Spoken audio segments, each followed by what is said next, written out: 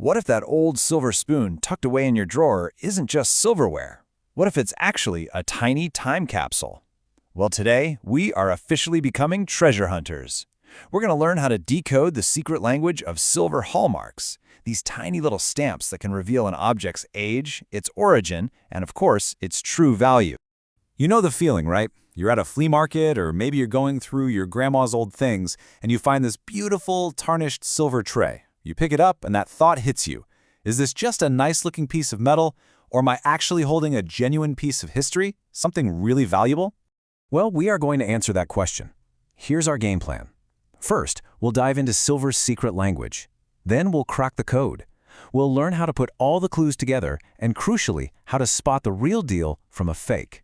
By the end of this, you'll be able to unlock the unique story hidden in any piece of silver you find. Okay, let's start at the beginning. For centuries, silversmiths have been required by law to stamp their work. And these aren't just pretty decorations. They are a coded language, a set of clues that tells an incredible story, if you know how to read them. This secret language is called a hallmark, and you can think of it as a really old-school system of consumer protection. These official little stamps guarantee three key things: how pure the silver is, the city where it was tested, and who the maker was. It's a brilliant system of quality control that's been around for hundreds of years. I absolutely love this analogy. A passport is the perfect way to think about it. It literally tracks the item's journey through time and place, all in a few tiny symbols. Once you know how to read it, that simple fork is no longer just a fork. It becomes an artifact with a documented life story. Okay, so let's get our detective hats on and crack this code. To read a silver passport, you just need to learn how to spot 4 key marks. Let's break them down. These are the big 4. First, you've got the purity mark, and this is the most important one for figuring out the value.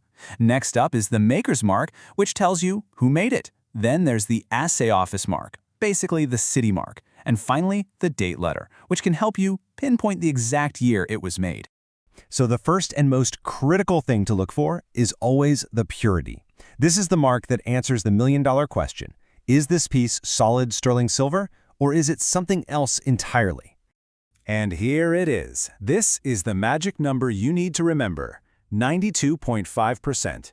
To be legally called sterling, an item has to be at least 92.5% pure silver. The other little bit is usually copper, which they add to make it stronger and more durable. Now what's really cool is how that 92.5% is shown. A lot of the time you'll just see the number 925, but different countries had their own unique symbols. In England, you're looking for a little walking lion, called the lion passant. In Scotland, it's a thistle. These are the visual clues that just scream, hey, I'm real sterling silver. All right, you've got the theory down. Now it's time for the fun part, putting it all together. Here is your simple, step-by-step process for investigating any piece of silver you come across. Here's your 4-step process. Step 1, find the marks. They're usually tiny and hidden on the back, so a magnifying glass is your best friend here. Step 2, check for purity. Hunt for that 925 or that lion. Step 3, identify the maker. A quick Google search of their initials or symbol usually works wonders. And finally, Step 4, uncover the origin by looking up the city and date marks in an online guide. Okay, now this next part is maybe the most important tip for any beginner. We have to talk about the difference between solid sterling silver and silver plate, because honestly, this distinction changes everything when it comes to value. And this chart lays out the difference perfectly. Sterling pieces will have those official purity marks we just talked about.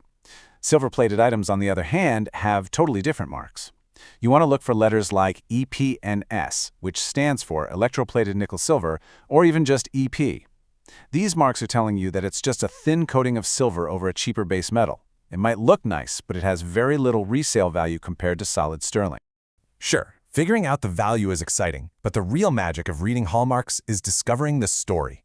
It's about turning a simple object into a direct connection with the past. You see, when you can decode these marks, you actually transform an everyday object. It's not just a spoon anymore. It's a piece of Georgian-era London craftsmanship, or a teaspoon from a famous 19th century American silversmith. You are literally holding a piece of history in your hands, a story that you unlocked all by yourself. So, the next time you see a piece of old silver, don't just see the tarnish, look closer. The clues are right there, stamped into the metal, just waiting for a detective like you. What stories are hiding in your own drawers and cabinets, just waiting to be told?